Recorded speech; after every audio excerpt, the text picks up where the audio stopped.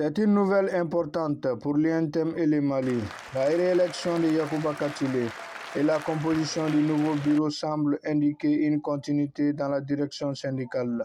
Le bureau est composé de 53 membres, dont 10 commissions de 17 membres, commission de contrôle et commission de discipline.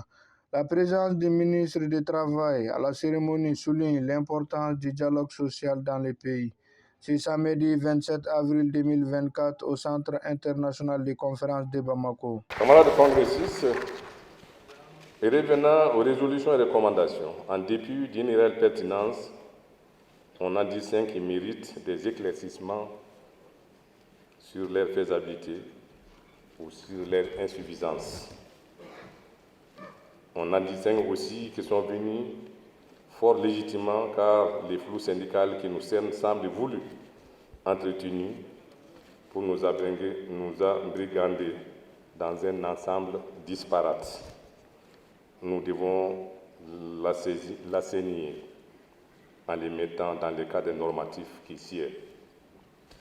Quand l'USA et la CECI sont là, toutes les démarches possibles pour un syndicalisme national assaini n'ont pas unitairement imposé.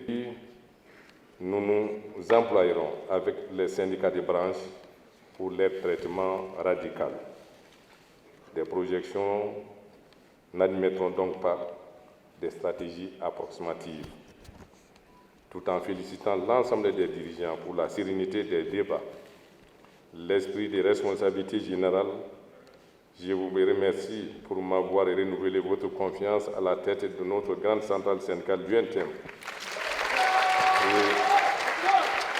Et permettez-moi que je souhaite à chacun et à chacune un bon retour dans les foyers.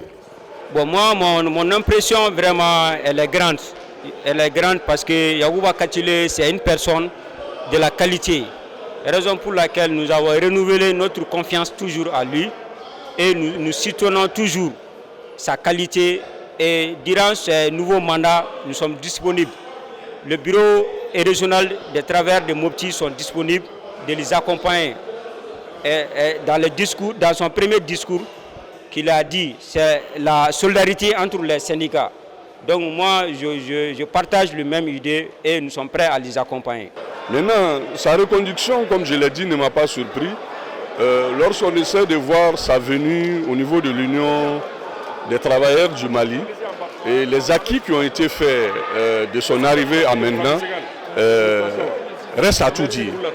Donc, pour de bonnes personnes qui font des analyses, qui veulent l'avancée de ce mouvement syndical, devraient s'entendre à sa reconduction pour la continuité de l'œuvre qu'il vient de commencer.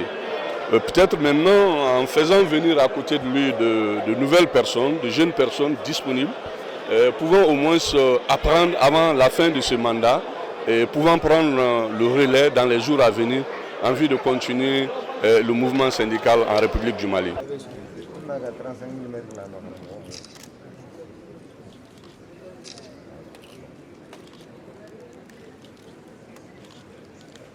Les attestations remises aux personnes méritées, renforçant également les liens entre les syndicats et les ressources clés, qui sont Ousmane Traoré, Agibou Boiré, Alassane Sanogo et Seydou Kone.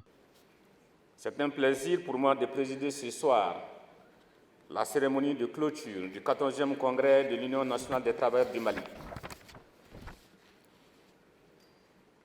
Le niveau élevé de vos débats m'autorise à conclure que ce 14e congrès a été un véritable succès.